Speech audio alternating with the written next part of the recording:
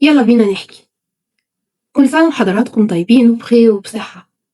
رمضان على الأبواب وكل الناس جري جري جري بتشيل صلصة وفراولة وبسلة وحاجات كتير حلوة.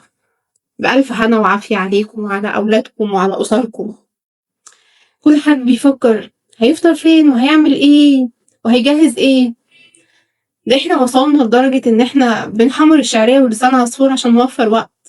مش عارفة بنوفر وقت لإيه الصراحة في رمضان، بس بنوفر وقت ونوفر جهد. يلا بينا نحكي النهاردة. هنتكلم عن تجهيزات تانية خالص، تجهيزاتنا احنا، تجهيزات نفوسنا، وازاي نستقبل بيها الأيام الجميلة دي اللي بتشحن طاقتنا ل11 شهر جايين.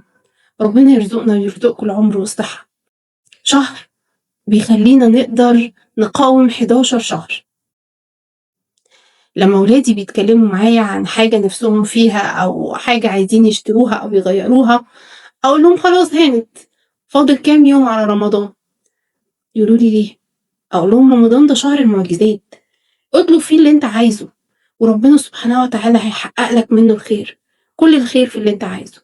جهزوا نفوسكم وجهزوا بيوتكم، استقبلوا الشهر بالفرحة، استقبلوا الأيام كلها بالفرحة. لما ربنا بيرزقنا يوم جديد ده في حد ذاته فرحة. ربنا يأمننا ويطعمنا ويصلح أحوالنا وأحوال بيوتنا وولادنا جميعا. جهزوا نفوسكم وجهزوا كمان موائد رمضان.